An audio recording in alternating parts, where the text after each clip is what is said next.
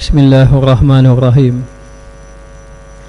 Alhamdulillah Rabbil Alamin. Wassalatu wassalamu ala ashrafil anbiya'i wal mursalin wa ala alihi wa sahbihi ajma'in. Subhanaka la ilma lana illa ma 'allamtana innaka antal alimul hakim. Rabbi shrah li sadri wa yassir li amri wa hlul 'uqdatam min lisani yafqahu qawli. InsyaAllah pada malam ini kita menyambung kisah baginda Rasulullah SAW dalam peristiwa yang agung, yakni peristiwa penghijrahan baginda Rasulullah SAW daripada kota Mekah ke kota Madinah. Ketika mana orang-orang musyrik Mekah membuat penyiasaan kepada para sahabat dengan tekanan yang begitu hebat, dengan ujian yang begitu berat, akhirnya Allah Subhanahu wa taala memerintahkan agar baginda sallallahu alaihi wasallam dan para sahabat berhijrah daripada Mekah ke kota Madinah. Dan hijrah yang dilakukan ini bukan melibatkan kepada tempat semata-mata. Bukanlah kita mengatakan Mekah bukanlah tempat yang baik, tidak. Mekah tempat yang baik, tempat yang elok Islam di situ. Kerana di situnya ada Kaabah Al-Musyarrafah. Dan di situ juga tempat Nabi Ibrahim AS membina Kaabah. Kenapa perlu Nabi berhijrah ke kota Mekah, daripada Mekah ke kota Madinah? Tetapi penghijrahan Nabi itu bukan kerana tempat. Mekah dan Madinah pasti tempat yang mulia. Kerana Nabi SAW bersabda, la tashuddur rihal illa fi thalathati masajid. Jangan kamu ikat perbekalan kamu kecuali kepada tiga masjid. Maknanya jangan sayang harta benda kita untuk pergi ke tiga masjid. Yang pertama, Masjidil Haram, pergi ke Masjid Nabawi, Masjid Haram, masjid di Mekah, menunjukkan Mekah tempat yang mulia. Dan yang kedua, masjid aku, Masjid Nabawi, masjid dia yang berada di kota Madinah, itu juga tempat yang mulia. Dan yang ketiga, Masjidil Aqsa, yang berada di Palestin sana. Dan 100,000 gandaan pahala orang yang beribadat di kota Mekah, dan 1,000 pahala ibadat di Masjid Nabawi, dan 500 gandaan pahala beribadat di Masjid Al-Aqsa. Menunjukkan Mekah ini ibadatnya besar fadilat, menunjukkan ianya tempat yang mulia. Tetapi Allah Ta'ala memerintahkan baginda dan para sahabat ridwanullahu alaihim ajma'in berhijrah daripada Mekah ke kota Madinah. Ini adalah tujuannya. Yang pertama, untuk menjaga akidah. Bimbang takut apabila penyiasaan semakin berat di kota Mekah, dibimbangi sahabat nanti tidak mampu menjaga akidahnya. Kerana tercatat bahawa ada sahabat yang bernama Ammar bin Yasir, oleh kerana azab yang begitu pedih yang diuji semata-mata untuk kalimah la ilaha illallah, akhirnya Ammar bin Yasir telah melafazkan kalimah kufur. Dia melafazkan kalimah kufur. Dengan kalimah kufur inilah dia dibebaskan daripada azab. Lalu dia merasa susah hati berjumpa dengan baginda Rasulullah SAW, bertanya tentang dirinya. Lalu Rasulullah bertanya, bagaimana hati kamu dengan Islam, dengan iman? Dia tenang dengan Islam, dia berserah diri dengan Islam, hatinya memang nak beriman pada Allah, tapi tidak tahan azab. Maka dengan sebab itu dia lafaz kalimah kufur. Maka nak menjaga akidah para sahabat, yang itu disuruh berhijrah daripada Mekah ke kota Madinah untuk menjaga akidah, supaya para sahabat yang beriman alhamdulillah, tapi yang dibimbangi lagi yang baru beriman, yang iman dia mungkin belum lagi kuat. Dan perlu juga Nabi SAW pergi di satu tempat yang memudahkan ia berdakwah. Kerana Nabi pergi ke kota Madinah bukan bermakna Nabi membiarkan terus kota Mekah, tidak. Nabi cukup sayang kota Mekah, cukup sayang ke kota Mekah itu. Tetapi oleh kerana mereka ini melakukan pelbagai-bagai penyiasaan, akhirnya diperintahkan berhijrah. Maka sahabat Nabi berhijrah. Yang saya cerita minggu lepas, ada Ummu Salamah kena tahan, anak dia tidak boleh dipisahkan dengan dirinya, suaminya berpisah kerana semata-mata berhijrah ke kota Madinah. Akhir sekali dengan keadaan macam itu, dan Nabi juga Nabi kalau boleh berhijrah awal-awal boleh. Kalau Nabi berhijrah awal-awal, Nabi tinggal para sahabat, memang sahabat pun mahu yang Rasulullah berhijrah dahulu. Sahabat tak apa. Tapi dibimbangi kalau Rasulullah tidak ada di kota Mekah, bagaimana orang-orang lakukan kepada para sahabat yang lain. Maka Nabi bukan jenis orang yang paling penting dirinya. Tidak, Nabi fikirkan sahabat, biar sahabat dulu berhijrah. Dia kemudian tidak mengapa. Sahabat pula mahu kalau boleh Rasulullah berhijrah. Bagi dirinya tak apa, tapi dia bimbang Rasulullah. Tapi Rasulullah SAW menyuruh para sahabat berhijrah dahulu. Mereka keluar daripada rumah mereka malam-malam, mereka keluar. Ketika sunyi, ketika tak ada orang, mereka keluar. Mereka bersembunyi dan mereka merahsiakan rancangan mereka untuk berhijrah daripada Mekah ke kota Madinah. Para sahabat bimbang, takut dihalang mereka itu untuk berhijrah ke kota Madinah. Bila mereka sedar, orang-orang Mekah sedar bahawa ramai para sahabat yang telah berhijrah ke kota Madinah, dan bila dilihat rumah-rumah sudah banyak kosong, rumah-rumah para sahabat, mereka menjadi bimbang. Ini mereka telah berhijrah ke kota Madinah, adakah kita nak membiarkan Muhammad pergi ke kota Madinah ataupun kita bunuh dia? Maka mereka buat mesyuarat. Maka mesyuaratlah mereka. Macam mana mereka buat? Mereka bermesyuarat di Darun Nadwah. Maknanya duduk di situ, lalu mereka bermesyuarat bagaimana kita nak buat kepada Muhammad. Ada yang mencadangkan kita penjarakan dia, ada yang mencadangkan kita halau dia, ada mencadangkan kita bunuh. Dia kata kita penjara dia. Mana boleh penjara? Kalau kita penjara dia, penjara Muhammad ini pengikutnya ramai, nanti pengikutnya akan berusaha untuk membebaskan dia. Akhirnya akan berlaku peperangan dengan sahabat Muhammad. Yang boleh jadi dibimbang juga, takut orang-orang Madinah datang. Yang masa Aqabah yang pertama, kedua tu mereka dah sumpah setia untuk nak menjaga Nabi. Maka nak buat macam mana? Kalau tidak mahu menjaga dia, kalau macam itu kita halau dia daripada sini, kita hantar di satu tempat. Kalau hantar di satu tempat, lagi bebas Muhammad menyampaikan dakwah. Nanti dia semakin kuat, dia akan datang menyerang kita. Ikir punya fikir, datang Abu Jahal. Abu Jahal berpandangan kalau macam itu kami ada pandangan yang lain daripada kamu semua. Apa dia pandangan? Pandangan kami, kita bunuh dia. Kita bunuh dia. Nah, bila kita nak bunuh dia ni memang timbul masalah. Nanti orang akan daripada Bani Hashim umpamanya, daripada keluarga baginda Rasulullah SAW akan menghalang dia, akan membalas dendam. Oh, katanya gini, kita boleh dapatkan setiap kabilah mesti bersama-sama kita datangkan seorang pemuda-pemuda. Dekat negara Arab ni banyak kabilah. Negara Arab ni banyak kabilah. Jadi kabilah ni datangkan seorang pemuda, datangkan, dan pastikan setiap seorang itu mesti ada pedang yang tajam, dan pastikan nanti bila berlaku pembunuhan, setiap pedang itu mesti ada kesan darah. Jadi bila dia dapat siapa yang membunuh, maka semua terlibat. Takkanlah keluarga Nabi Muhammad itu nak serang semua kabilah, mana tahan. Jadi kalau macam itu, dia akan minta diat, bayar 100 nilaian 100 ekor unta. Kalau diat 100 ekor unta, kita bayar sikit-sikit seorang. Kalau 10 kabilah, atas satu kabilah 10. Cukup 10 jadi 100 ekor. Senang saja. Datang seorang pemuda seperti orang Najd, yang ia itu adalah syaitan katanya. Dia kata bagus, ini rancangan ni bagus. Dia menyokong pandangan ini. Lalulah mereka pun bersetuju. Allah Ta'ala berfirman di dalam Al-Quran, wa yamkurul ladhina kafaru wa idh yamkuru bikal ladhina kafaru liyasbituka au yaktuluka au yakhrujuka wa yamkuruna wa yamkurullah wallahu khairul makirin. Wa idh yamkuru bikal ladzina kafaru, dan ketika mana orang-orang kafir merancang liyasbituka, untuk memenjara kamu, au liyaktuluka, atau membunuh kamu, au liyakhrijuka, au yukhrijuka, ataupun menghalau kamu. Ketika itu mereka rancang, lalulah wa yamkuruna wa yamkurullah, mereka membuat perancangan dan Allah Ta'ala mengatur perancangan segala makhluknya. Wallahu khairu makirin, dan rancangan Allah Ta'ala lah yang sebaik-baiknya. Apa yang berlaku? maka Allah Ta'ala memberitahu kepada Nabi-Nya Muhammad sallallahu alaihi wasallam mengenai perancangan yang diatur secara rahsia oleh musuh-musuh baginda dan menyuruhnya supaya berhijrah. Bila mereka itu mahu membunuh Rasulullah, Allah Ta'ala perintah, wahai Muhammad, malam ini juga kamu kena keluar berhijrah. Allah Ta'ala memberitahu.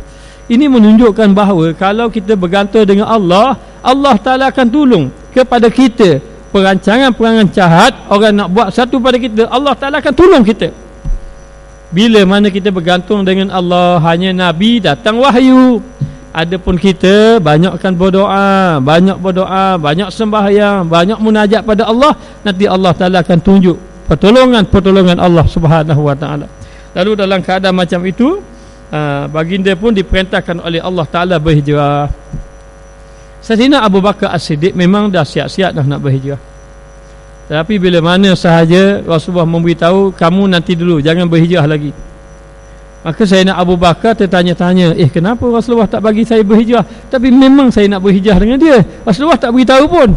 Akhirnya satu hari Rasulullah datang rumah Sayyidina Abu Bakar tengah-tengah hari, yang selama ni Rasulullah tak datang pun waktu itu. Jadi bila Sayyidina Abu Bakar tengok Rasulullah datang pada waktu yang tak biasa, Rasulullah datang tengah-tengah hari panas, Rasulullah datang rumah Sayyidina Abu Bakar. Sayyidina Abu Bakar dapat tahu ini mesti ada perkara penting. Kalau tidak, Rasulullah tak datang masa gini. Macam kita tiba-tiba pukul 3 pagi waktu ketuk umur kita, maknanya kita mari fikir je kok. Tak ada member ketuk pukul 3 pagi, dah mana minum air kali, tak ada. Mesti ada benda penting. Kok ada keluarga sakit ke, ataupun ada benda-benda, tiba-tiba datang tengah-tengah hari, panas-panas datang, Rasulullah datang. Rasulullah sendiri datang jumpa Sayyidina Abu Bakar. Biasa Abu Bakar pergi jumpa Rasulullah, memberitahu, siap sedia kamu wahai Abu Bakar. Kenapa ya Rasulullah? Sesungguhnya kamu hendaklah berhijrah bersama aku. Alangkah gembiranya Sayyidina Abu Bakar bila mendapat tahu bahawa orang yang menemani baginda Rasulullah sallallahu alaihi wasallam adalah Sayyidina Abu Bakar. Maka nak beritahu, beruntung kalau kita bersama orang yang soleh. Rasulullah, Sayyidina Abu Bakar bersama dengan Rasulullah sallallahu alaihi wasallam. Maka dalam keadaan macam itu, berhijrahlah ke negeri Islam yang terbesar, dan di sana Rasulullah sallallahu alaihi wasallam akan mendapat kekuatan dan kemuliaan. Maka ketika mana Rasulullah berhijrah, siapkan kenderaan. Sebenarnya Sayyidina Abu Bakar sudah siapkan kenderaan, 2 ekor kenderaan yang disediakan untuk Rasulullah berhijrah ke kota Madinah, dan dilantik seorang yang dikatakan orang itu daripada orang Yahudi, tetapi dia sebagai orang yang menunjuk jalan. Menunjuk jalan, dan ketika itu Rasulullah ini mengarahkan ataupun membuat strategi. Ini kamu Abdullah ibnu Abu Bakar dengan anak kepada Sayyidina Umar rasanya, yang pergi siasat, dia tengok keadaan. Jadi Sayyidina Abu Bakar As-Siddiq sudah bersiap sedia lalu berhijrah. Bila nak berhijrah, orang itu, para pemuda musyrikin Mekah ingin membunuh Rasulullah, telah mengepung rumah baginda Rasulullah sallallahu alaihi wasallam. Ketika mengepung rumah itu, Sayyidina Ali karamallahu wajhah ada di dalam rumah. Maka dikatakan bahawa Sayyidina Ali sanggup tidur di atas pembaringan Rasulullah, agar kalau orang nak membunuh Rasulullah, tak bunuh Rasulullah, bunuh diri dia. Dia tahu ini kerja mati, ini kerja tahan nyawa, ini kerja menggadaikan nyawa. Duduk di tempat Rasulullah yang Rasulullah akan dibunuh, dia bersetuju. Ada mengatakan dia yang menawar diri, ada mengatakan Rasulullah mengarahkan dia. Lalu duduk. Maka orang pun intai, ada dalam. Maka mahu membunuh, biar lewat-lewat malam sedikit. Kalau awal-awal nanti bunuh, nanti kecoh, dia lewat-lewat malam, maka mereka akan serbu masuk. Ketika menunggu lewat-lewat malam untuk menyerbu masuk dalam rumah Rasulullah sallallahu alaihi wasallam, Allah Ta'ala mengantukkan mereka yang berjaga untuk membunuh Rasulullah. Maka dengan izin Allah Ta'ala, maka Allah Ta'ala suruh baginda keluar, dan dibacanya ayat wa ja'alna min baini aydihim sadda wa min khalfihim sadda. Lalu keluarlah Rasulullah dan juga Sayyidina Abu Bakar berhijrah ke kota Madinah. Maka dalam keadaan macam itu, ini adalah hikmah yang besar. Sekiranya Islam tersebar di Mekah, sudah tentu orang yang membenci Islam akan berkata, orang-orang Quraisy ingin menjadi raja kepada orang-orang Arab. kalau benarlah Nabi tengok hikmah Allah Ta'ala suruh berhijrah ke kota Madinah, kalau berjaya Nabi berhijrah, berjaya membawa Islam ke kota Mekah, orang akan mengatakan Nabi ini gila kuasa. Sebenarnya apa? Dia nak merentah Mekah sebenarnya. Dia nak memerintah Mekah. Maknanya maka Allah Ta'ala bagi hikmah nak tunjuk kepada kita, terpaksa Allah Ta'ala perintah agar baginda berhijrah ke kota Madinah. Dengan itu mereka melantik salah seorang daripada mereka dan mempopularkannya dengan cara mendakwa bahawa risalah Islam, dengan mempopularkan, dengan membawa risalah Islam, dakwaan tersebut dijadikan jambatan untuk mencapai cita-cita mereka. Disangkakan begitu. Orang-orang Quraisy kata, oh Muhammad nanti kalau memerintah Mekah, ini matlamatnya untuk memerintah. Sebenarnya Islam tidak mengajar kita untuk mencari pemerintahan, tetapi pemerintahan itu adalah anugerah daripada Allah. Tetapi Allah Ta'ala mengajar kita mencari keredaan, mencari keredaan Allah, mencari jalan membawa manusia kepada Allah Subhanahu Wa Ta'ala. Dengan jalan apa? Dengan jalan dakwah. Kalaulah berjaya pemerintahan, maka gunakan pemerintahan untuk membawa manusia kepada Allah agar mendapat redha Allah. Ini matlamat. Kalau tidak, ada. Bukan semua Nabi dapat pemerintahan. Yang Nabi Allah Sulaiman dapat pemerintahan, tetapi ada Nabi lain yang tidak dapat pemerintahan. Nabi Nuh tidak dapat pemerintahan, Nabi Musa tidak dapat pemerintahan. Tetapi apa yang dia bawa? Walaqad ba'asna fi kulli ummatin rasulah an i'budullaha wajtanibut taghut. Sesungguhnya kami tidak bangkitkan satu ummah kecuali didatangkan seorang rasul yang mana rasul itu mengajak manusia kepada Allah dan meninggalkan perkara taghut. Ini matlamat agar manusia sampai kepada Allah. Tapi Nabi dapat pemerintahan di kota Madinah, itu anugerah Allah. Alhamdulillah. Maka di kota Madinah Allah Ta'ala beri kepada baginda Rasulullah SAW bila mana Nabi sampai ke kota Madinah. Dalam keadaan macam itu, tetapi hakikat sebenar yang berlaku ialah mereka merupakan musuh ketat kepada dakwah yang dibawa. Sebenarnya orang-orang kafir ini memusuhi Nabi bukan kerana tak suka Nabi. Muhammad Al-Amin dia panggil.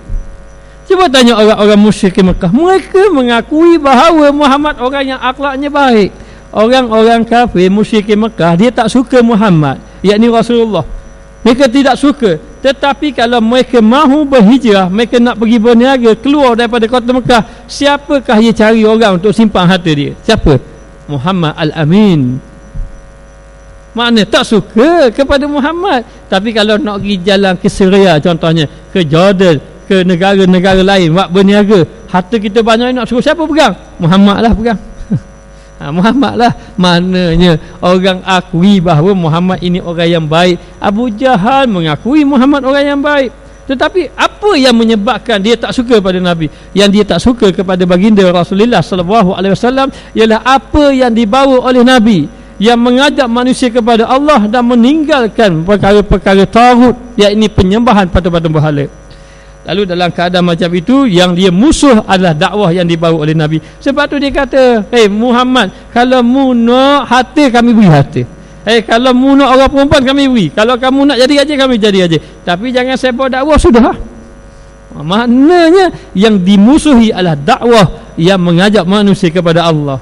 Mereka menyeksa Rasulullah dengan penyiksaan tidak terhingga sehingga Allah memilih untuk baginda untuk mengarahkan, meninggalkan tanah air yang berada jauh daripada mereka. Dikatakan bahawa Nabi pernah sembahyang di hadapan Kaabah, lalu dia ambil kotoran-kotoran binatang lalu dilempar di atas kepala baginda Rasulullah SAW.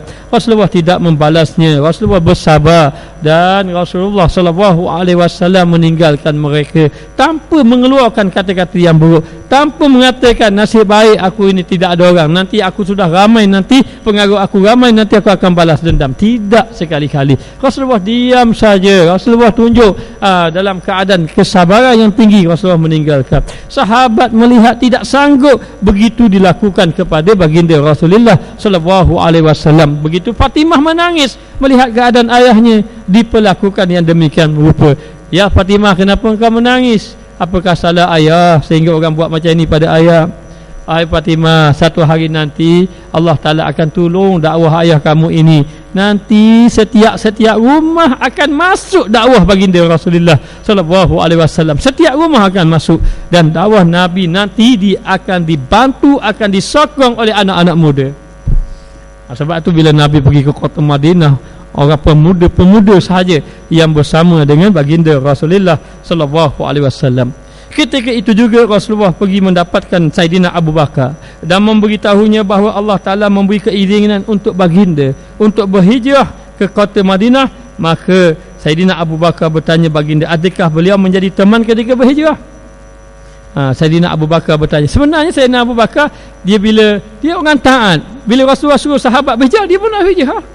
Dalam hati mana nak berhijrah ke Nabi, tapi dia mendengar Nabi suruh sahabat berhijrah, maka dia pun nak berhijrah atas taat dia kepada Rasulullah. Tapi Rasulullah tahan, jangan pergi lagi, kamu jangan pergi lagi.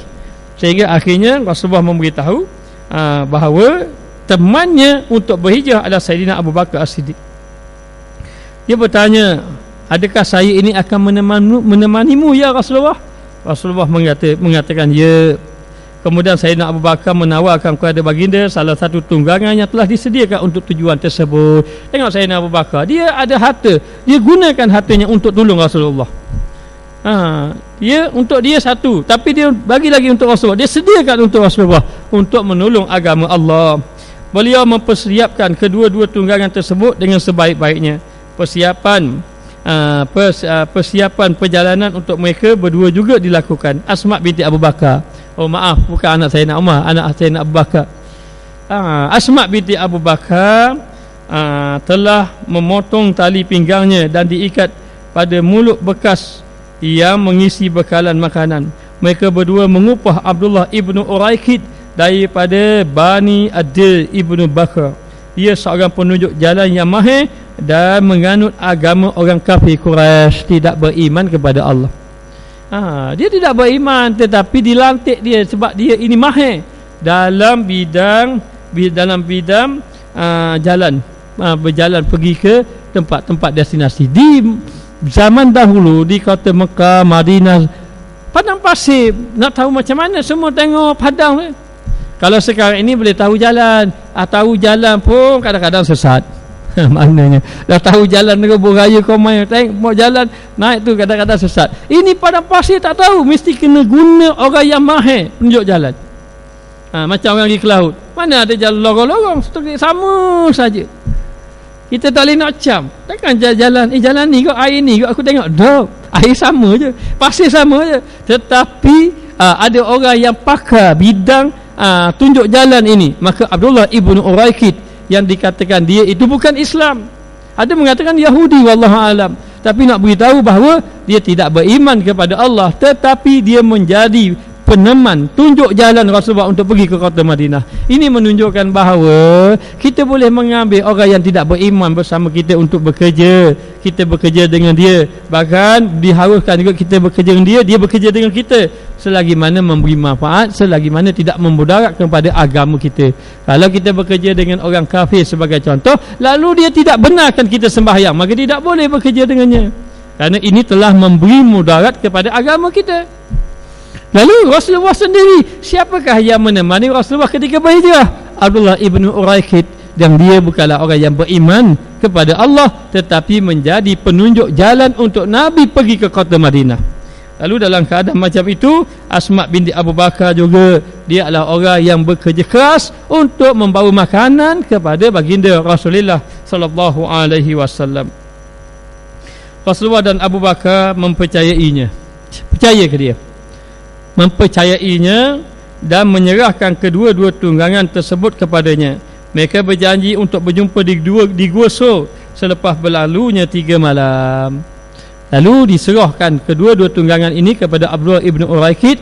Nanti sampai masa kamu kena nak tunjuk jalan, kena serahkan kepada Rasulullah, tolong pegang kenderaan ini. Nabi percaya, Nabi percaya kepada orang ini. Percaya kepada orang yang tidak beriman pun, dalam keadaan Nabi sebenarnya sudah kenal Abdullah ibnu Uraikid ni orang macam mana. Kita orang kafir boleh percaya baru jumpa setengah jam percaya terus, tu tak boleh. Maknanya, maka dalam keadaan macam itu, mereka pun jaga tunggangan dan Rasulullah pun keluarlah berhijrah. Kemudian baginda Rasulullah SAW beredar dan mereka berjanji untuk berjumpa di luar kota Mekah pada waktu malam. Malam tersebut adalah malam orang-orang Quraisy melakukan persiapan untuk melaksanakan keputusan yang telah disepakati, yakni ingin membunuh baginda Rasulullah SAW. Maka Sayyidina Abu Bakar tu dah siang lah, tengah hari Nabi datang tu, Sayyidina Abu Bakar siap-siap lalu kenderaan. Dah siap-siap kenderaan, kalau letak kat rumah Nabi tahu lalu lah. Dah ada kenderaan tu nak pergi mana tu? Maknanya awal-awal je sembelih ataupun awal-awal dia tangkap. Dia tangkap binatang. Jadi macam mana? Maka disuruh orang lain pegang. Kenderaan tu orang lain pegang. Abdullah ibnu Uraqi. Dan disuruh siapa pegang? Orang yang ada kaitan dengan Nabi. Maknanya supaya senang. Maka dia suruh pegang, dah janji dah. Nanti di luar kota Mekah nanti serahkan kepada baginda Rasulullah. Dalam keadaan macam itu, ketika itu baginda masih dalam keadaan berada di dalam rumah. Dengan itu mereka berkumpul di sekitar pintu rumah Rasulullah SAW. Orang-orang musyrikin Mekah kumpul dan Rasulullah berada dalam rumah. Apabila sampai masanya untuk keluar, baginda menyuruh Sayyidina Ali karamallahu wajhah supaya tidur di tempat pembaringan Rasulullah. Dalam kitab ini mengatakan bahawa Rasulullah menyuruh Sayyidina Ali. Rasulullah menyuruh Sayyidina Ali agar tidur. Katanya Sayyidina Ali masih budak lagi masa itu. Maknanya umur belasan tahun lagi. Saya tidak berapa pasti umurnya, 12 ke 13 tak tahu. Tapi nak beritahu masih budak lagi. Tapi dalam keadaan budak tadi Rasulullah suruh, kamu tidur di tempat perbaringan aku. Dan Sayyidina Ali tahu tak orang nak bunuh Rasulullah. Tahu. Dia tak kata ya Rasulullah mati lah saya, matikan saya. Tidak. Apa maksudnya? Maksudnya nak menggambarkan bahawa sayangnya sahabat Nabi kepada baginda Rasulullah kerana Rasulullah membawa Islam, membawa keimanan, dan dia tahu kalau dia wafat kerana Allah dan Rasul, maka dia akan masuk di dalam syurga. Yakin, percaya dia betul-betul pada Nabi. Nabi kata masuk syurga, neraka ada, dia percaya sungguh. Lalu dalam keadaan macam itu, Sayyidina Ali ini bersetuju untuk tidur di atas pembaringan baginda Rasulullah SAW. Ini dilakukan supaya orang-orang Quraisy yang sedang mengepung tidak mengesyaki ketiadaannya pada waktu malam. Mereka sentiasa mengintai melalui lubang-lubang pintu untuk memastikan Rasulullah SAW tidak ke mana-mana. Jadi setiap ruang-ruang pintu dan tingkap ada pemuda-pemuda, sama ada di luar di belakang. Dia pastikan tidak ada ruang untuk Muhammad keluar, yakni untuk Rasulullah SAW keluar daripada rumah. Maka nak macam mana nak pastikan Rasulullah itu ada? Maka dalam keadaan macam itu, dia akan intai ikut pintu, ikut lubang-lubang pintu yang ada, atau mana-mana ruang yang boleh intai, dia intai. Oh, ada lagi. Jadi Rasulullah dah tahu mungkin dia nak subuh pukul 1 pagi. Maka dekat-dekat masa tu Rasulullah pun suruh tidur. Sayyidina Ali tidur kat dia, baring, ambil selimut, tengok macam ada orang dalam selimut tadi. Memang dia intai, dia tengok memang ada orang. Maka Nabi keluar. Ketika mana Nabi nak keluar, Allah Ta'ala mengantukkan pemuda-pemuda itu, dan dengan mudah saja Nabi keluar, macam tak ada apa-apa. Nabi keluar. Maka dalam keadaan macam itu, selepas itu Sayyidina Ali karamallahu wajhah berselimut menggunakan selimut Rasulullah SAW, dan Rasulullah keluar melintasi orang ramai yang mengepung mereka, dan Rasulullah membaca ayat waja'alna min baini aydihim sadda wa min khalfihim sadda fa asyaynahum fahum la yubsirun. Lalulah dalam keadaan macam itu dikatakan bahawa Nabi pun keluar. Bila Nabi keluar, Nabi lihat pemuda-pemuda itu ada tapi tertidur, dan diambilnya pasir, diletaknya atas kepala, satu, dan Nabi pun keluar. Maka dengan itu Allah Ta'ala jadikan mereka itu tertidur. Orang pula ambil ayat ini, oh nak bagi orang tak nampak boleh baca. Lalu dia pun naik kereta ataupun motor, tiba-tiba tengok ada JPJ depan. Alamak, lesen tidak ada ni. Waja'alna min baini aydihim sadda. Baca ayat tu. Tengah-tengah baca sekali, tengok siapa dekat, dia pusing tak lain. Oh, akhir kali orang tu kata memang tak ada lesen, dia tak kat astaga. Maka nak beritahu bahawa keyakinan kepada Allah, bukan pada ayat, tapi Rasulullah ni memberitahu bahawa Allah Ta'ala berkuasa. Allah Ta'ala boleh menjadikan mereka itu tidak melihat apa yang Nabi lakukan, sehingga Nabi keluar daripada rumah mereka dalam keadaan mereka tidak kelihatan, dan Nabi melihat bahawa mereka itu tertidur. Bahkan dalam keadaan itu dengan mudah Nabi dapat keluar. Lalu disebut fa'asyainahum fahum la yubsirun, maka mereka itu ditutup pandangan mereka sehingga mereka tidak melihat. Allah Ta'ala jadikan mereka, di hadapan mereka, belakang mereka ada sadda, ada bentengan, ada hijab, sehingga mereka tidak melihat baginda Rasulullah SAW. Maka dengan itu Allah Ta'ala jadikan mereka tertidur dan baginda keluar dalam keadaan tidak dilihat oleh sesiapa pun ketika itu, dan Rasulullah terus berjalan hingga berjumpa dengan Sayyidina Abu Bakar As-Siddiq radhiyallahu anhu di tempat yang telah dijanjikan. Rasulullah berjanji malam ni kita jumpa sikit-sikit macam ni. Rasulullah tahu ini janji Allah. Lalu bertemulah mereka dan kedua-duanya meneruskan perjalanan sampai ke Gua Sur, dan mereka sembunyi di dalamnya. Dan perjalanan ke Gua Sur itu bukan pergi ke utara, sedangkan Madinah itu utara Mekah, Nabi pergi ke arah selatan. Nabi pergi ke arah selatan, sedangkan destinasi Nabi itu pergi ke belah utara. Ini sebagai strategi. Bila ada pihak musuh nak mengejarnya, ataupun dia tahu dia nak pergi ke sana tempatnya, maka terus jangan pergi lagi, tapi pergi ke tempat lain. Pergi ke tempat lain. Maka dalam keadaan macam itu, ternyata Nabi telah berjaya. Ketika mana Nabi keluar bersama dengan Sayyidina Abu Bakar As-Siddiq, maka ada seorang yang terserempak dengan Nabi. Lalulah dia pun balik sampai ke kota Mekah, lalu depan rumah Nabi. Dia tengok ramai orang-orang muda duduk kepung rumah Nabi dalam keadaan tertidur. Dia pun kejutkan mereka itu. Lalu dia kata, kamu ni tunggu siapa? Kata, aku tunggu Muhammad. Muhammad ada dalamnya. Dia kata, Muhammad, aku baru berjumpa di tengah jalan, dia sudah keluar. Mana mungkin? Akhirnya mereka pun pergi tengok, intai. Oh, ternyata ada di dalam pembaringan. Dia tengok ada orang sedang berselimut ketika itu. Lalu dalam keadaan macam itu, dia tidak percaya kata orang ini yang mengatakan orang ini telah berjumpa, sedangkan dia mengintai ikut pintu-pintu, itu lubang-lubang yang ada. Ternyata ada seorang yang tidur di atas pembaringan Rasulullah. Sudah pasti itu Muhammad, kata mereka. Kerana mereka itu kerana yang tidur itu takkan orang lain nak tidur, mesti Muhammad tidur. Akhirnya mereka mengambil keputusan, lalu serbu dalam rumah Nabi. Lalulah dia masuk dengan memecahkan pintu. Lalu bila masuk sahaja, ternyata sudah ada orang dalam pembaringan. Dia ingin membunuhnya dengan menikam serta-merta. Lalu dia mengambil keputusan, sebelum nak tikam, dia nak pastikan biar betul-betul yang ditikam itu Muhammad. Sebelum dia nak tikam, dia buka selimut. Ternyata yang ada Sayyidina Ali karamallahu wajhah. Terkejut dia, Masya Allah. Mana pergi Rasulullah? Mana pergi Muhammad? Muhammad, mana Muhammad?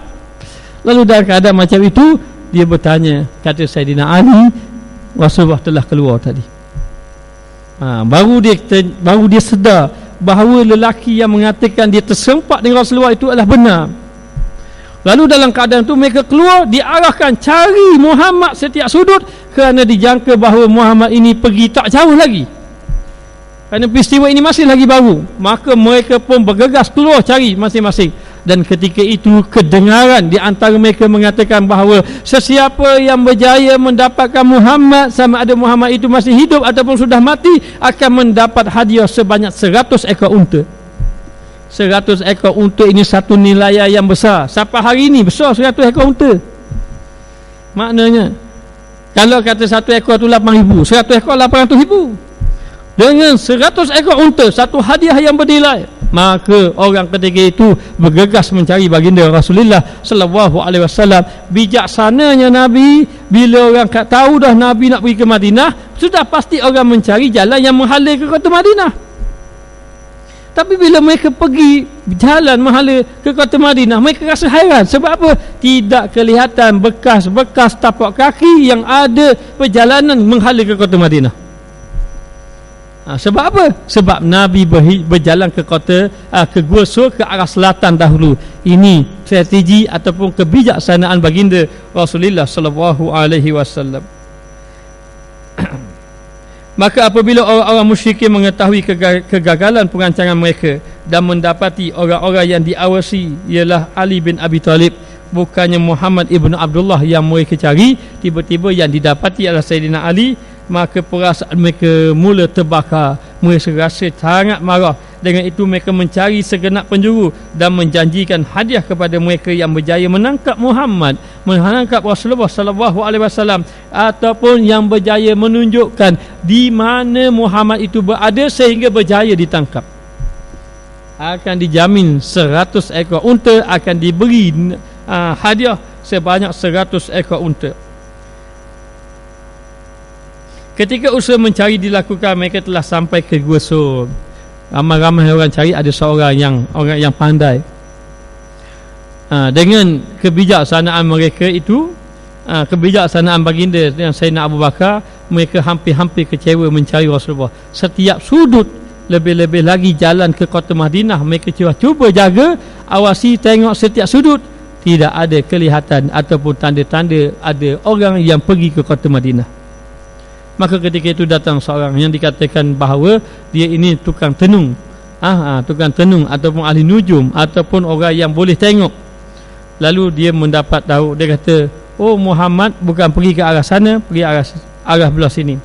Sekejap lagi harta 100 ekor unta akan jadi milik aku. Mari sini aku tunjukkan. Lalu dia pun tunjuk. Pergilah dia.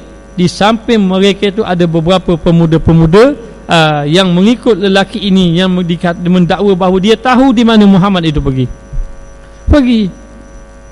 Walaupun dikatakan bahawa kelihatan tapak-tapak kaki itu sudah, tapak kaki Nabi itu sudah hilang.